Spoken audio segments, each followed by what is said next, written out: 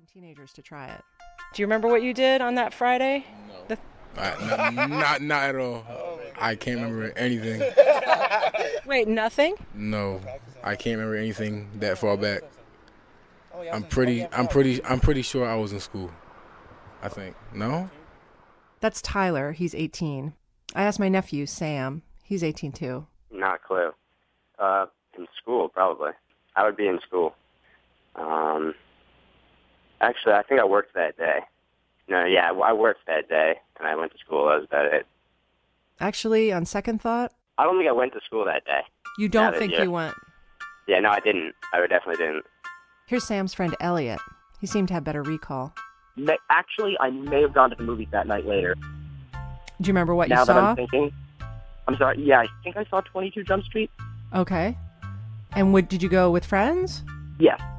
I went with Sam and kid Sean, Carter, a bunch of people. Wait, Sam, my nephew Sam? Yeah. Oh, okay. So Sam says he was at work. Oh, then it wasn't that night then. One kid did actually remember pretty well because it was the last day of state testing at his school, and he'd saved up to go to a nightclub. That's the main thing I learned from this exercise, which is no big shocker, I guess, is that if some significant event happened that day, you remember that, plus you remember the entire day much better. If nothing significant happened, then the answers get very general. I most likely did this, or I most likely did that. These are words I've heard a lot lately. Here's the case I've been working on. Almost 15 years ago, on January 13th, 1999, a girl named Hae Min Lee disappeared. She was a senior at Woodlawn High School in Baltimore County in Maryland. She was Korean, she was smart and beautiful and cheerful and a great athlete. She played field hockey and lacrosse. And she was responsible. Right after school, she was supposed to pick up her little cousin from kindergarten and drop her home, but she didn't show. That's when Haley's family knew something was up, when the cousin's school called. About a month later, on February 9th, Hae's body was found in a big park in Baltimore, really a rambling forest. A maintenance guy who said he'd stopped to take a leak on his way to work discovered her there. He'd noticed a bit of her black hair poking out of a shallow grave. The cause of death was manual strangulation, meaning someone did it with their hands. A couple weeks after that, so 6 weeks after she first went missing, Hae's ex-boyfriend, a guy named Adnan Syed, was arrested for her murder. He's been in prison ever since.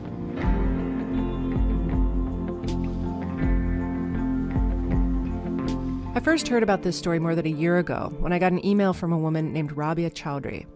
Rabia knows Adnan pretty well. Her younger brother Saad is Adnan's best friend. And they believe he's innocent.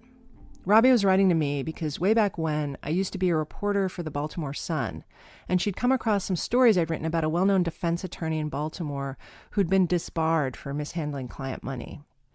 That attorney was the same person who'd defended Adnan, her last major trial, in fact. Rabia told me she thought the attorney botched the case. Not just botched it, actually, but threw the case on purpose so she could get more money for the appeal. The lawyer had died a few years later. She'd been sick. Rabia asked if I would please just take a look at Adnan's case. I don't get emails like this every day, so I thought, sure, why not? I read a few newspaper clips about the case, looked up a few trial records, and on paper, the case was like a Shakespearean mashup. Young lovers from different worlds, thwarting their families, secret assignations, jealousy, suspicion, and honor besmirched. The villain, not a Moor exactly, but a Muslim all the same. And a final act of murderous revenge. And the main stage, a regular old high school, across the street from a 7-Eleven. Hi, are you Rabia? Hi. Am I saying your name correctly? Rabia, okay. I went to go see Rabia. She was surrounded by paper. Files, loose stacks, binders, some crappy-looking boxes. All court documents and attorney's files from Adnan's case. Some of the papers were warped and discolored. Why do they look wet? They look like wet. These have been damaged because these... She explained that it was because the boxes had been in her car, on and off, for 15 years. Rabia is a lawyer herself. She mostly does immigration stuff. Her office takes up the corner of a much larger open space that I think is a Pakistani travel agency, though it's hard to tell. It's in this little strip mall. Across the parking lot, there's a new Pakistani restaurant, an African evangelical church, an Indian clothing shop, a convenience store. On the sidewalk outside, I found a teeny-weeny bag of marijuana. Rabia's 40. She's short, and she's got a beautiful round face framed by hijab. She's adorable looking, but you definitely shouldn't mess with her. She's very smart and very tough, and she could crush you. Her brother Saad was at Rabia's office too the first time I went. He's 33, mortgage broker, more laid back than Rabia. They told me about Adnan Syed, their friend. Not just a good kid, but an especially good kid. Smart, kind, goofy, handsome. So that when he's arrested for murder, so many people who knew him were stunned. He was like the community's golden child. Oh, really? Talk more about that. He was an honor roll student, volunteer EMT. He was like on the football team. He was a star runner on the track team. He was the homecoming king. He led prayers at the mosque. So he was, everybody knew Adnan to be, somebody who's going to do something really big. I later fact-checked all these accolades, of course, and learned that Rabia was mostly right, though she sometimes gets a little loosey-goosey with the details. Adnan was an EMT, but he didn't volunteer. He was paid for it. He was on the track team, but he wasn't a star. He did play football, and he did lead prayers on occasion. He wasn't homecoming king, but he was prince of his junior prom, and this at a high school that was majority black. They picked the Pakistani Muslim kid. So you get the picture. He was an incredibly likable and well-liked kid. This conversation with Rabia and Saad, this is what launched me on this year-long, obsession is maybe too strong a word, let's say fascination with this case. By the end of this hour, you're going to hear different people tell different versions of what happened the day Haley was killed. But let's start with the most important version of the story, the one Rabia told me first. And that's the state's case against Adnan went like this. He and Hay had been going out since junior prom, but Adnan wasn't supposed to be dating at all. Adnan was born in the U.S., but his parents are from Pakistan, and they're conservative Muslims. No drinking, no smoking, no girls, all that. Saad and Rabia's parents are the same way. Their families are friends.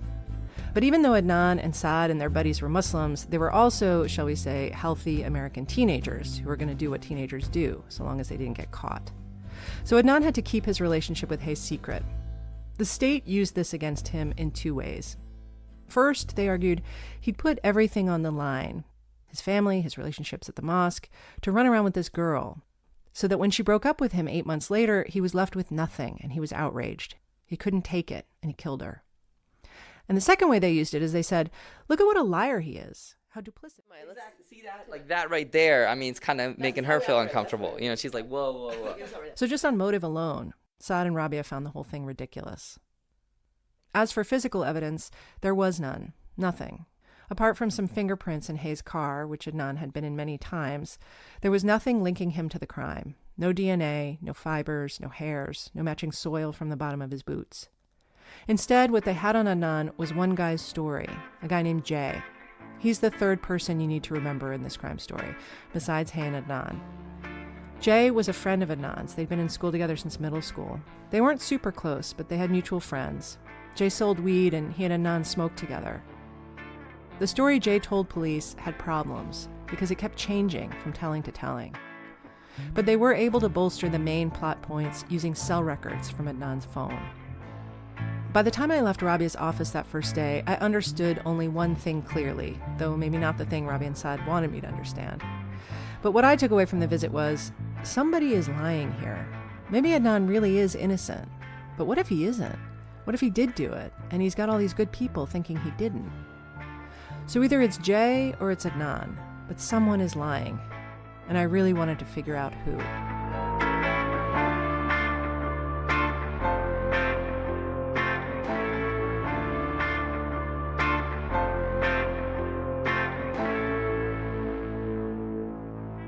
In the early morning of February 28th, 1999, Adnan was arrested by Baltimore City detectives.